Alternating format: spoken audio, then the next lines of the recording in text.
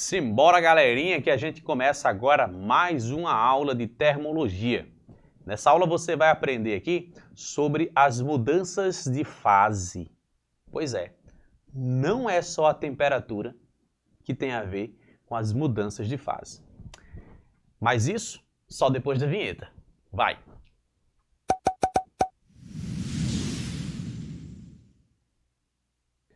Quando a gente fala de mudanças de fase, a gente está falando daqueles processos que a gente estudou lá no ensino fundamental, nas aulas de ciência, de mudanças de estado físico. Então, antes mesmo da gente se aprofundar dentro desse assunto, deixa eu só relembrar alguns pontos com vocês. A matéria se apresenta para a gente, aqui de nível médio, em três fases diferentes, que é o sólido, a fase líquida e a fase gasosa. Matéria no estado gasoso. Pronto, tá aí, os três estados da matéria. Quando essas substâncias passam por processos de mudança de fase, essas mudanças recebem alguns nomes. Por exemplo, quando a gente fala de que um sólido está virando um líquido, a gente diz que esse processo é chamado de fusão. Então, a fusão é essa passagem do sólido para o líquido. Se for no sentido oposto, aí você pode chamar de solidificação. Solidificação. Tranquilo? Se por um acaso o líquido passar dessa sua fase para o estado gasoso, ou do estado gasoso ele passar para o estado líquido, vou começar com esse de baixo. Ele vai passar por um processo que a gente chama de condensação. Condensação. Agora, quando ele vai do estado líquido para o gasoso, ele passa por um processo chamado de vaporização, que ele vai passar para o estado de gás, o estado gasoso. Agora, essa vaporização, ela pode acontecer de três formas diferentes. Vamos aqui nomear elas aqui. Pode ser um processo chamado de ebulição, e esse processo é o mais comum da gente lembrar. É aquele processo que você aumenta a temperatura até ele começar a borbulhar. Pronto, ele chega em um ponto que ele começa, uma temperatura que ele começa a borbulhar. Então a gente tem uma situação de ebulição. Tem o processo de evaporação. Evaporação. Nesse processo de evaporação, o que está acontecendo é que a água está passando para o estado gasoso, mas ela não precisou ferver. Isso aconteceu na temperatura do ambiente. As moléculas que estão mais próximas da superfície são as que estão mais energizadas e elas começam a saltar para fora do líquido e vão passando para o estado gasoso. É assim, por exemplo, que se formam as nuvens, com a vaporização, a evaporação das águas dos rios, dos mares, oceanos e tudo mais. E um terceiro caso, chamado de calefação. A calefação é aquele processo que é muito rápido. É quando uma gotícula de água, por exemplo, bate na superfície de uma frigideira que está muito quente. Quando ela bate, ela já vai passar forçadamente e rapidamente para o estado gasoso. Pronto, então a gente tem aqui as três coisas que formam o processo de vaporização. Agora, quais são as grandezas que influenciam nesse processo? O que faz um sólido virar um líquido, ou um líquido virar um gasoso, ou o contrário de todos os processos? Por sinal, tem mais um processo que eu não coloquei, né? Não coloquei, vou colocar agora. É aquele processo que muda do sólido diretamente para gasoso. Esse processo é chamado de sublimação. Na sublimação, o material não passa pelo estado líquido, como é o exemplo do gelo seco e da naftalina. Uma bolinha de naftalina, ela está no estado sólido, alguns dias depois você vai olhar, ela não está mais lá, porque ela se evaporou. Ela não passou pela fase líquida. Mas por que esse fenômeno é assim? É porque existem mais de uma grandeza responsável pela mudança de fase. É o que a gente vai ver agora no próximo quadro, que é sobre os diagramas de fase. Vamos ver aqui. Diagrama de fase é um gráfico, uma figura, que vai nos mostrar como que acontecem essas mudanças. Basicamente, o nosso gráfico ele é assim. Toda substância é representada por um gráfico que vai comparar a pressão O, a pressão que o material está submetido, com a temperatura. Temperatura. Pronto. Certo? Por quê? Porque imagine que você tem água e você vai esquentar a água até ela começar a borbulhar, ferver. A gente aprende que a água ferve quando chega em 100 graus. É isso que a gente aprende, não é assim? Então vamos imaginar isso aí. Quando chegou em 100 graus e as primeiras moléculas começaram a passar para o estado gasoso, imagine que eu vim por cima e pressionei essa água. Eu peguei esse vapor e eu aumentei a pressão sobre ele, de modo que ele se ligou novamente. Suas moléculas voltaram ao estado de agregação de líquido.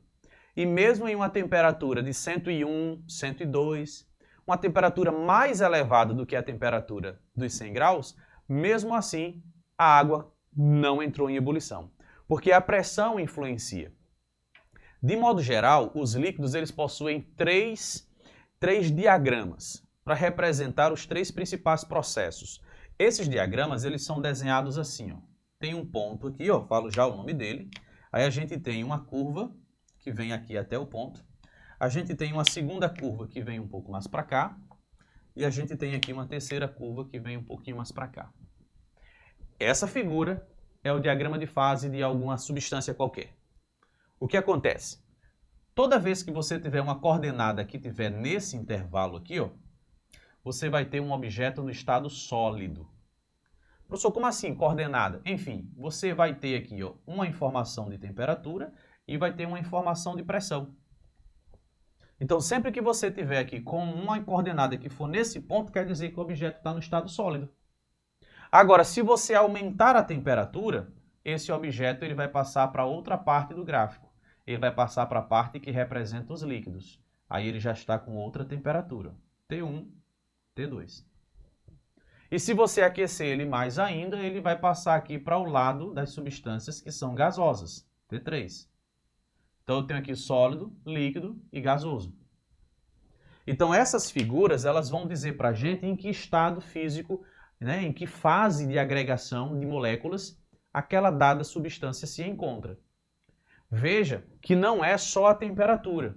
Eu posso ter uma substância aqui, ó, e outra substância aqui, ó, outra coordenada aqui, a mesma substância em duas coordenadas, né? Essa tem a primeira pressão e essa tem outra pressão. A temperatura é a mesma. O que diferencia é a pressão. Só que só porque eu aumentei a pressão aqui, ó, eu fiz com que um sólido virasse um líquido. Aumentei não, diminuí a pressão, né? Eu reduzi a pressão e saiu do sólido para o líquido. Então a pressão tem tudo a ver com isso aí. Quando a gente fala, por exemplo, da água, a gente diz que a água congela em 0 e ferve em 100 graus, é porque a gente está usando como referência a pressão atmosférica. Em outras pressões, esses números não seriam mais os mesmos. Se eu tiver uma substância aqui, ó, nesse ponto que eu vou chamar aqui de A, aqui eu vou chamar de B e aqui de C, se ligue só. Se eu trago uma substância do estado A para o estado B, quando ela chegar exatamente sobre essa linha, ela começa o seu processo de mudança de sólido para líquido, caracterizando o processo de uma fusão. Por quê? Porque eu aumentei a temperatura. Mas dá para fazer uma fusão reduzindo a pressão? É possível, é só de trazer para cá. Ó. Então, mexi com a pressão e também fiz uma fusão sem nem sequer aquecer e nem esfriar. Agora, se a coordenada estiver aqui em B e eu levar ela para C, então esse processo ele já é uma vaporização.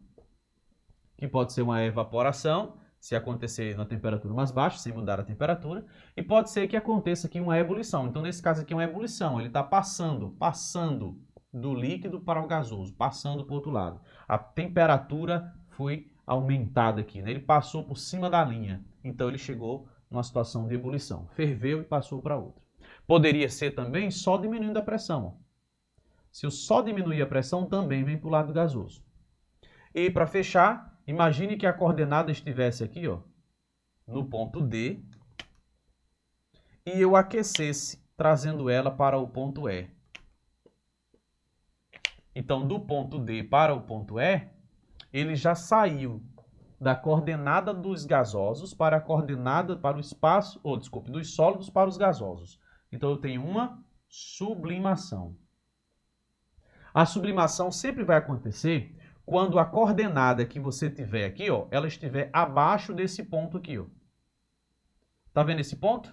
Ele vai ser chamado de ponto triplo, ó, ponto triplo. Por quê? Porque ele está ligando aqui as três linhas. Nessa coordenada, a substância ela tanto pode estar no estado sólido, como líquido ou como gasoso. Ela tem três possibilidades ali, por isso chamado de ponto triplo. E só acontece a sublimação se a pressão, for menor do que a pressão do ponto triplo. Tem que estar aqui, ó, mais para baixo. Sacou? De boa? Então, quando a gente fala da água, por exemplo, a gente está falando de uma substância que pode ter valores diferentes de acordo com a pressão. Só que aí vem um detalhe. A água não tem essa curva da fusão para a direita. A curva dela é para a esquerda. Lembre-se que a água ela tem um comportamento anômalo, né? Então, quando a gente fala de água, é assim, ó. Se eu coloco aqui, ó, vamos limpar um pouco mais a minha figura. Para a gente entender a água, né? Aqui, ó. Vamos desenhar aqui o diagrama de fases da água. Temperatura e pressão. O diagrama de fases da água, ele tem esse formato aqui, ó. A pressão de 1 atm está por aqui, ó. Isso aqui é 1 atm. Pronto, aqui, ó. Isso aqui é 1 atm. Esse ponto aqui, ó, está na coordenada de 0 graus Celsius. E esse ponto aqui, ó, está na coordenada de 100 graus Celsius. Então, na pressão de 1 atm, a água passa do sólido para o líquido quando passa pelo zero. Na pressão de 1 atm, ela sai do líquido e vai para o gasoso na temperatura de 100. Porém, e se eu pegar essa pressão e eu reduzir a pressão? Vamos colocar agora uma pressão aqui, ó. Pronto. Uma pressão que é menor. Se eu coloco uma pressão menor, mesmo que a água esteja em 0 graus, ó, ela vai estar no estado sólido.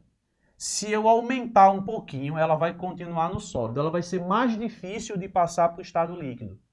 Porque ela não vai passar, o ponto de fusão dela não será mais o zero. O ponto de fusão dela será um pouquinho mais para a direita. Olha o que vai acontecer com o ponto de ebulição, que era 100. Vai ficar um pouquinho menor. Ou seja, a água vai ferver antes de chegar no 100. Ela já vai... Imagina uma cidade que ela é bem alta, uma altitude bem elevada, onde a pressão atmosférica daquela região é menor que 1 atm. Lá a água começa a ferver antes de chegar em 100 graus. Então, preparar uma comida vai demorar muito, porque a água não vai ficar quente o suficiente para cozer os alimentos. Então, vai demorar. O alimento vai ficar cozido, ó, muito mais demorado. O feijão, o arroz e etc. Beleza? Mas e se eu aumentar essa pressão? Deixa eu aumentar aqui esse gráfico. Deixa eu trazer o gráfico aqui para cima. E se eu aumentar a pressão da água? O que é que acontece? O ponto de ebulição, ele vem mais depois do 100. Ou seja, você vai conseguir chegar com a água a 105, 110, 120 graus, de acordo com a pressão. É por isso que a gente usa panela de pressão, para aumentar a pressão dentro da panela. E aumentando essa pressão, a água passa de 100 graus. Não fica só no 100, fica além de 100. Fica tão quente que o alimento fica pronto bem mais rápido. E se eu baixar demais essa pressão? Mas se eu baixar muito a pressão? Como assim, professor, baixar muito? Imagine que eu baixo a pressão da água até aqui, ó. Olha o que acontece. Ou a água está do lado sólido, ou a água está do lado gasoso. Abaixo do ponto triplo, a gente não tem o estado líquido. Não tem. Lá em Marte, por exemplo, as sondas espaciais descobriram que lá em Marte tem água. Só que eles só encontraram a água no estado sólido, nas geleiras, que estavam nas partes bem dentro de uns precipícios, enfim. Encontraram lá gelo. Só que continuaram monitorando e nunca encontraram água no estado líquido. Durante o verão de lá, né, durante a época mais quente, o que acontece é que esse gelo se evapora, ele some. E depois ele volta como gelo, mas nunca tem água no estado líquido. Por quê? Porque lá não tem a atmosfera. A pressão de lá é muito baixa. E numa pressão muito baixa, ou está no estado sólido, ou está no estado gasoso. Beleza? Vamos ver como é que isso pode ser abordado dentro de uma questão? Como que o Enem vai perguntar isso pra gente? Você não sabia? O Enem já cobrou isso já, várias vezes. Eu trouxe 2 exemplos de situações que o Enem abordou esse tipo de assunto. Confere aqui comigo a primeira questão. Ela diz o seguinte: a constelação Vulpecula, que é raposa, encontra-se a 63 anos-luz da Terra, fora do sistema solar. Ali, o planeta gigante HD 189733b, 15% maior que Júpiter, concentra vapor de água na atmosfera. A temperatura do vapor atinge 900 graus Celsius. A água sempre está lá, de alguma forma, mas às vezes é possível que seja escondida em outros tipos de nuvens. Afirmam os astrônomos do Spitzer Science Center. Eu acho que é assim que se pronuncia, me deu um desconto aí. Com sede na Pasadena, Califórnia, responsável pela descoberta. A água foi detectada pelo espectrógrafo infravermelho, um aparelho do telescópio espacial Spitzer. De acordo com o texto, o planeta concentra vapor de água, em sua maioria a 900 graus Celsius. Sobre a vaporização, infere-se que... O que é que a gente sabe sobre a vaporização da água? Letra A. Se há vapor de água no planeta, é certo que existe água no estado líquido também. Peraí. Descobriram que lá tem vapor de água. Significa que tem que ter água no estado líquido? Não necessariamente, porque tudo depende também da pressão. Se a pressão lá for muito baixa, você pode ter água no estado gasoso, no estado sólido e não ter no estado líquido.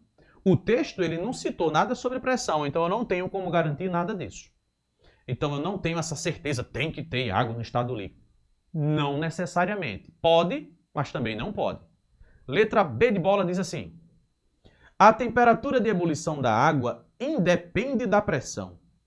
Em um local elevado ao nível do mar, ou ao nível do mar, ela ferve sempre a 100 graus Celsius. Isso é verdade? Não, isso não é verdade. A pressão influencia sim. Se eu estiver num ambiente de baixa pressão, vai ferver antes dos 100. Num ambiente de alta pressão, vai ferver depois dos 100 graus Celsius. Próxima alternativa. O calor de vaporização da água é o calor necessário para fazer 1 kg de água líquida se transformar em 1 kg de vapor de água a 100 graus Celsius. E eu comento já já a letra C. Mas primeiro a gente vai analisar a letra D.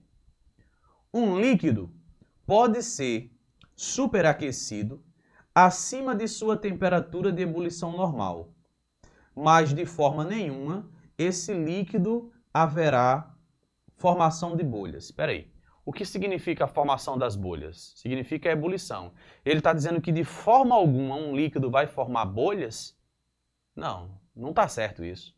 Porque eu posso fazer esse processo de formação de bolhas, ou seja, a ebulição, mexendo com a temperatura ou mexendo com a pressão. Não é nada difícil fazer isso. A letra D também está fora. Letra E. A água em uma panela pode atingir a temperatura de ebulição em alguns minutos. E é necessário muito menos tempo para fazer a água vaporizar completamente. Espera aí. Eu vou pegar a água, elevar ao ponto de ebulição e depois fornecer mais energia para ela ferver. Ele está dizendo o seguinte: vai demorar alguns minutos para chegar em 100, só que vai demorar menos tempo para fazê-la passar do estado líquido para o estado de vapor. Isso é verdade? Não, não é verdade. É muito mais complicado você transformar a água líquida em vapor do que simplesmente aquecer a água. Por quê? Porque quando a gente fala de mudança de estado, a gente está falando de um calor chamado latente. E para você ter uma ideia, cada 1 grama de água necessita de 540 calorias para que ele passe para o próximo estado, do líquido para o gasoso, chamado de calor latente de vaporização. Ele precisa de muita energia para isso. Então, consequentemente, não vai ser tão fácil, não vai ser tão rápido disso acontecer. Então, a gente volta para analisar a letra C, que é a resposta correta. A letra C diz assim, ó, o calor de vaporização da água é o calor necessário para fazer 1 kg de água líquida se transformar em 1 kg de água em vapor de água a 100 graus Celsius. Pronto. Quando a gente chama de calor latente de vaporização, a gente está falando da quantidade de calor necessária para que uma certa quantidade de água ou de qualquer outra substância líquida passe a mesma quantidade para o estado gasoso. 1 litro de água vira 1 litro de gás, de vapor de água. Então essa quantidade de energia é chamado de calor latente. Certo? Tranquilinho? De boa, de boa, de boa? Suave na nave, não é? Então vamos para a nossa segunda questão. Põe na tela. Na segunda questão eu tenho assim, ó. A água apresenta propriedades físico-químicas que a coloca em posição de destaque como substância essencial à vida. Dentre essas, destacam-se as propriedades térmicas, biologicamente muito importantes. Por exemplo, o elevado valor do calor latente de vaporização. Esse calor latente refere-se à quantidade de calor que deve ser adicionada a um líquido em seu ponto de ebulição por unidade de massa para convertê-lo em vapor na mesma temperatura, que no caso da água é igual a 540 calorias por grama. A propriedade físico-química mencionada no texto confere à água a capacidade de quê? De servir como doador de elétrons no processo de fotossíntese, funcionar como regulador térmico para os organismos vivos, agir como solvente universal nos tecidos animais e vegetais, transportar os íons de ferro e magnésio dos tecidos vegetais, ou funcionar como mantenedora do metabolismo nos organismos vivos. Qual a alternativa que você marcaria? Pensou? Escolheu a sua opção certa aí? Então, se você marcou a letra B de bola, você acertou. Ela funciona como um regulador. A questão está falando da água precisar de muita energia para se vaporizar. E é isso que o nosso organismo faz. Quando você está sentindo aquela sensação desconfortante que a gente chama de calor, não é calor, mas a gente chama de calor, né? Assim no popular, o nosso corpo começa a transpirar e a gente fica todo suado. O que é o suor? Água que sai pelos nossos poros. Quando essa água fica do lado de fora, ela começa a usar o calor do nosso corpo, a energia do nosso corpo, para ela se vaporizar. Então, cada 1 grama de suor rouba da gente 540 calorias. Isso é perfeito para estabilizar a temperatura do corpo. Sempre que você fica suado, é uma reação do seu organismo para estabilizar a temperatura corporal. Vamos ler mais uma vez a alternativa B, só para não ficar dúvida alguma. Serve para funcionar como regulador térmico para os organismos vivos. É disso que essa questão está se referindo. E aí? Não se inscreveu ainda no canal? Então aproveita agora, é rapidão, não vai demorar nada. Você clica aí no se inscrever, aí você ativa o sininho e pronto. Toda vez que eu tiver material novo, e é muito material que está vindo por aí, você vai ser notificado. Aproveita, pega esse link e compartilha nos grupos do WhatsApp aí, da sua turma, do seu curso, de onde você está estudando, dos seus colegas que também estão se preparando para o Enem. Beleza? Pronto. Bons estudos, um beijão para vocês, um forte abraço e até a próxima aula. Tchau!